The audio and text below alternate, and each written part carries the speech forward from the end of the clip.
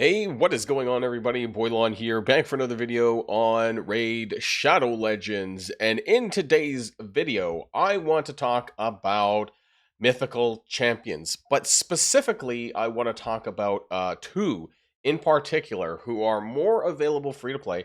They are available free to play, but they are on the better side of things. I'm actually doing a two-parter video, or there will be a second video. I'm calling this The Good and the Ugly.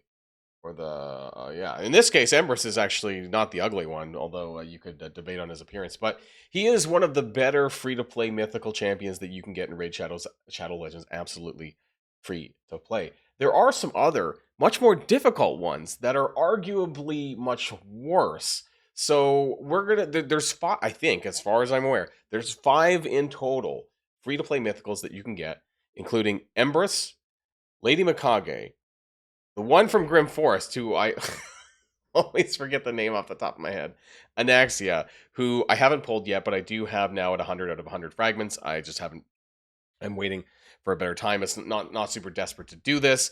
And the other two who are very difficult to get, and I want to talk about those as well. So Polara Fireheart from Faction Wars Heart, who will not be in today's video, and also Carnage, the Anarch from Cursed City Heart, who again will not be in this video. So we're going to be focusing on Embrys, and we're going to be focusing on Lady Mikage. I want to talk about all about them, what makes them great, and what you can do with them. So before we get started with the rest of the video, though, I do want to remind people that if you haven't started playing Raid yet, what are you waiting for? Download using the QR code in the top right hand of the screen to get Grand Oak Padraig absolutely free, and these 3 amazing epics to go alongside him. You have Zargala at level 10, Tagor at 20, and Farrakhan the Fat at level 30. And also you can get yourself hands on another legendary absolutely free. In this case, it's Pelops the Victor from the Argonauts faction, and all you got to do is use the promo code RAID7 within the first 48 hours of a brand new account. Okay, so let's start things off with Embrys, and then we're going to move on to talking about Lady Mikage here in the second half of the video. And the other 3 we're going to be saving for another video. So Embrys the Anomaly. Like, this guy is, he comes from Chimera. So where do you get him? Of course, you get him from Chimera. You get him through fragments through the clan boss there, which, to be honest, I was able to unlock him within, I think it was 8 months. Even if all you're doing is you're doing the easier difficulties, like easy and normal, and you put your 2 keys in here, over time, you will get a couple of shards every week. Ideally, it does get a little bit easier on the drops when you're, like, I think in hard mode, hard and brutal mode.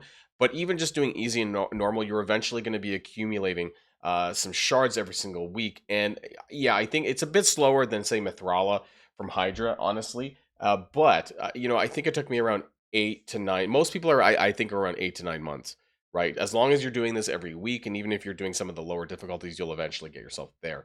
So yeah, other than that, I don't have any, I don't have a ton of positive things to say about Chimera in general, because I don't tend to push for this that hard.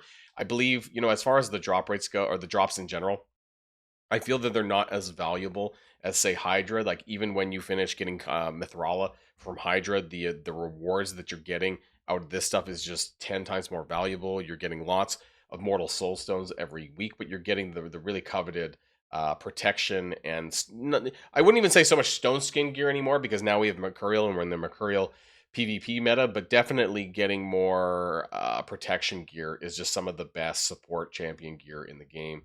Also in the Hydra Clash, of course, this is where you're going to get your accessories. So protection and stone skin accessories. Again, more on the protection side, because I feel that is still one of the best PvE, maybe PvP too, but definitely for sure PvE support gear in the game. But anyways, we're not here to talk about gear.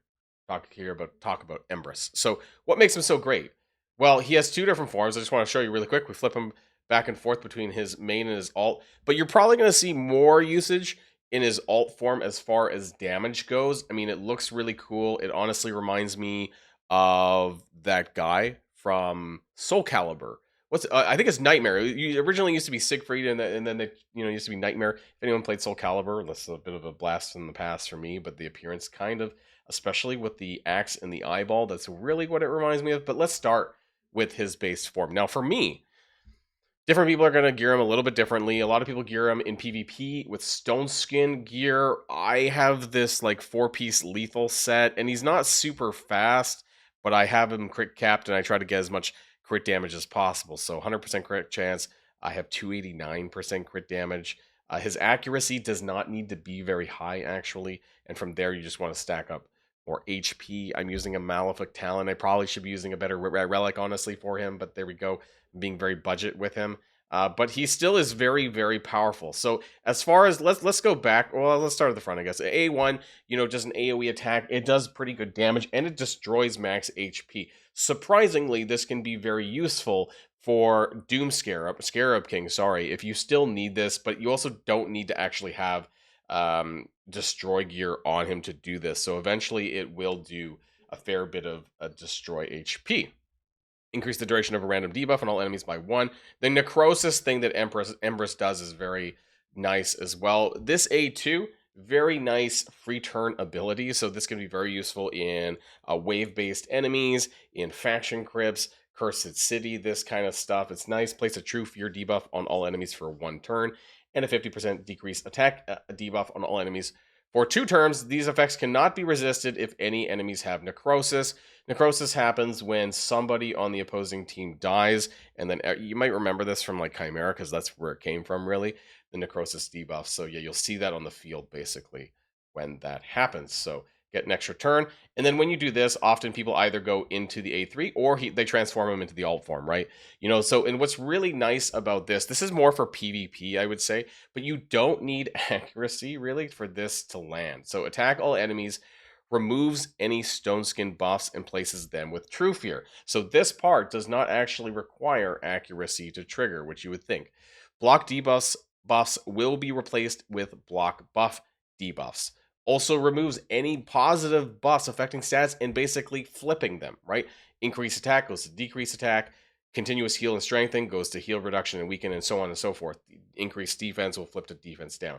So all of this is super handy as well. This is probably, though, not always, but more likely to be used in a PvP scenario, and especially this can be used to remove stone skin buffs, which is very, very helpful. Steal some turn meters a little bit, and these effects cannot be resisted if enemies have any necrosis deck. So if anyone's dead at all, this makes it a lot easier, although I would say this is something that happens more in the beginning of a round rather than later on.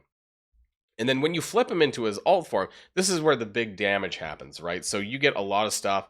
I actually just want to do this as well. So his passive allows him to revive on death, which is very handy. It is on a 5-turn cooldown. Some people can actually use Embrys for a solo Sand Devil build.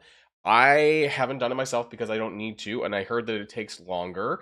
However, you can build Embrys in a way with high HP and a regen set, and basically he just tanks the shit out of it, and over time he just gets back up, right? He has if he's fast enough with high enough HP that after he dies from the big AoE attack, he's just going to get back up again with this skill. So really, really nice to have. Whenever an enemy is killed, place a necrosis stack on all enemies, and they cannot be resisted or blocked, right? So you've probably already seen this if you come across any Embryses at all as well. So when this champion dies, reflect damage equal to 50% of the fatal hit back to the attacker. So that's part of what makes the Sand Devil thing work. But in general, it's still nice to have anyways. And his A3, this is pretty much what you start with, right? When you flip him into this form, you want to use this skill because it's not exactly the swap HP with an enemy part, although that might be useful later on. It also fully restores any destroyed HP he has and fully heals him. But it's this part here that he gets a 10% ignore defense every time he uses this, which can still be useful in longer fights, although Embrys isn't really someone that you use a lot in boss fights, unless you're required to, say for Cursed City hard mode, where there's some restrictions on the node where you want to use him, or he's your best character. But you get a free turn out of this as well, and then you want to go into his A2 Atomize. So if you are focusing on which mythical books to kind of put into Embrys, you want to make sure it's his alt form.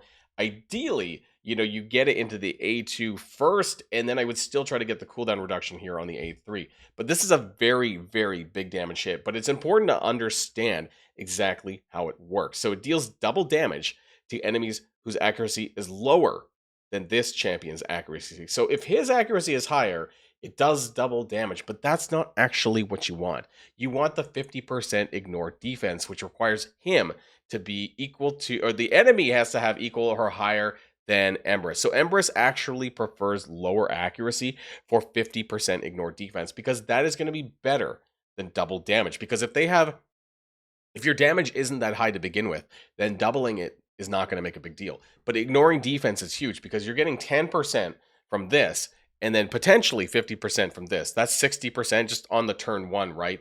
And if you have them geared this way, like for me, I have the lethal set, so that's an extra 25%. That right there is 85%, right? If I did my math right, that's 85%.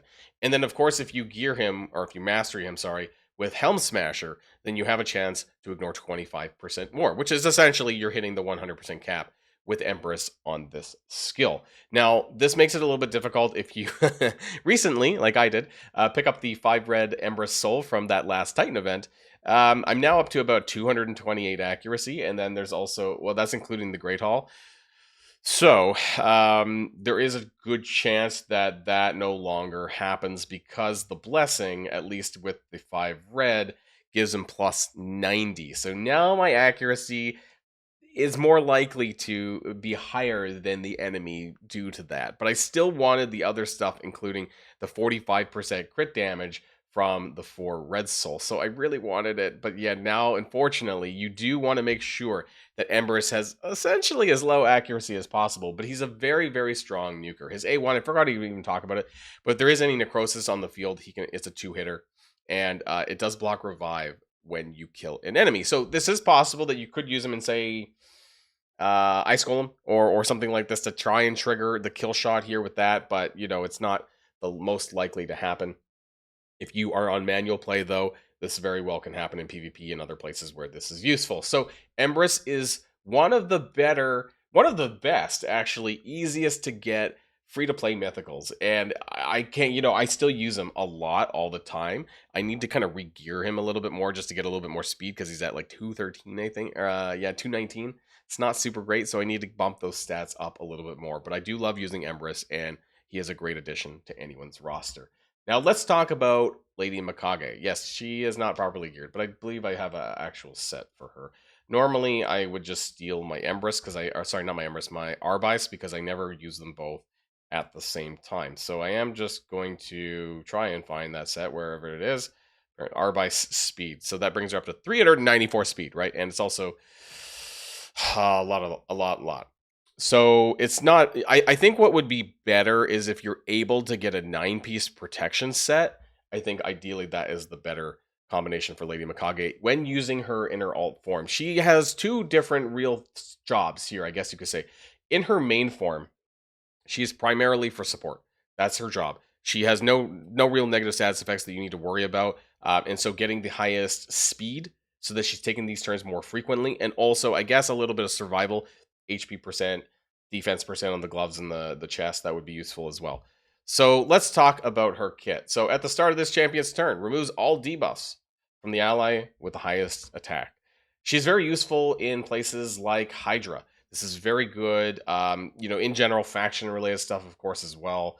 Crescent City, faction wars, this stuff as well. I've actually seen some people use her in arena offense if she's fast enough as well. I don't use her in Chimera personally. You can also use her in Fire Knight's Castle because of her team-up attack, which is very useful. I think by the time that you get her, though, that you probably would already have Demon Lord completed, but if you don't, she is still useful there as well. Now, I forgot to mention, how do you get Lady Mikage? Well, she's in the fusion, and I've already done it, so unfortunately I can't show you. But there is a little drop down here somewhere under Broadmaw, and it requires you to have 2 legendaries and 2 epics. Now, those epics can be fused up with other characters, and the 2 legendaries can be fused up with 4 epics each for a total of 8 epics. I normally refer to them as the Lady Mikage Fusion epics. If I ever pull them on shard videos and stuff like that, I tend to point them out, right? That those are the 8 that are required for Lady Mikage. Now, her main form, though, is really nice because her A3, I'm going to go backwards a little bit because I think it's important. So this is a really, really, really great skill. Imperial Decree, which gives you an attack up buff and crit damage buff for 2 turns, and then does a team up attack against a single enemy. Think like Farrakhan the Fat. There's other characters that do this as well, but this is very, very helpful. So this is really good. Also because you get the addition of the crit damage and the attack together is nice, I think. Farrakhan the Fat does one with crit rate and crit damage, but not increase attack. a lot of like big time DPS characters are already going to be crit capped anyway, so this is, I would say, a lot more helpful. A2 decreases duration of enemy buffs by 1, but also an ally debuffs by 1, and then it also increases the duration of your buffs and enemy debuffs. So this in combination is very, very helpful, known as the quote-unquote buff extension. And what's great about this is that you actually don't need the books in it because it doesn't change the cooldown. It's already at a cooldown of 3, which is really nice, but it is nice to get 1 book into the A3 to make sure you get that from 5 down to 4, okay? And then the A1, it's a pretty basic attack, but if you're combined with anyone from the Shadowkin faction, it will pull them in for an assist. So that's nice there. A little bit of shields, but nothing too crazy. Now, this is where you're going to be using, I would say 80% of the time, you're going to be using Lady Mikage in her base form, and that's about it. If you have the 9-piece protection set, then you'll get an additional 5% damage on your team per buff. So this will give you an additional 10% for these 2 skills. Now, as far as her alt form goes, this is more in PvP, again, perhaps in wave-based content, Faction Wars, a little bit on wave content, Cursed City, this kind of Grim Forest, perhaps as well, where you're going to get some value out of her. But I'll be honest, I don't really use her that much in this alt form. But let's talk about it. So when you flip her automatically, because you get a free turn, it decreases the turn meter of the enemy with the highest attack by 15%. Does require a accuracy check to do that, though.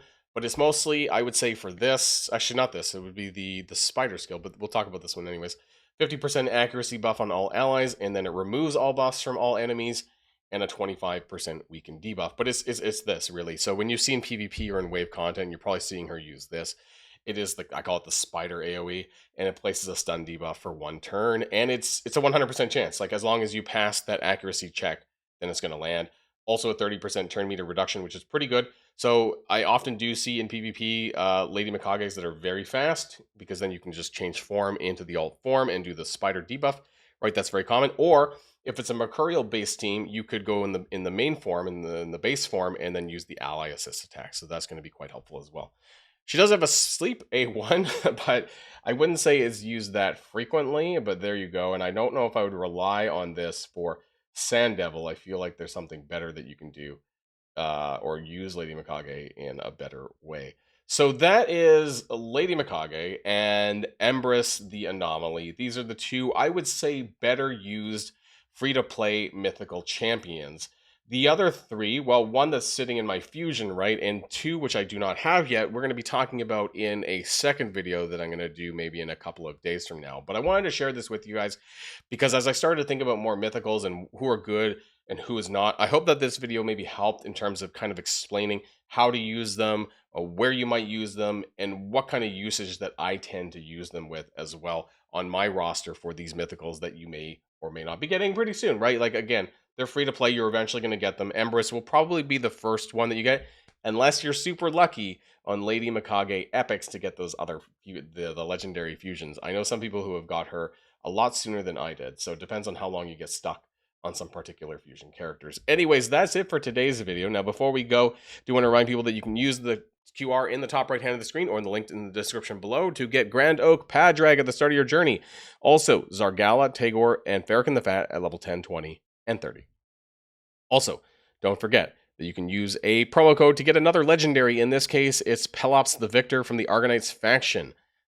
Basically, the anniversary fusion. All you got to do is use the promo code RAID7 within the first 48 hours of a brand new account. That's it for me, everyone, and I'll see you all on the next one. And if you like this video, make sure you hit that subscribe button if you haven't already, and you'll be greatly helping out the channel. Have a great day, and I'll see you guys on the next one.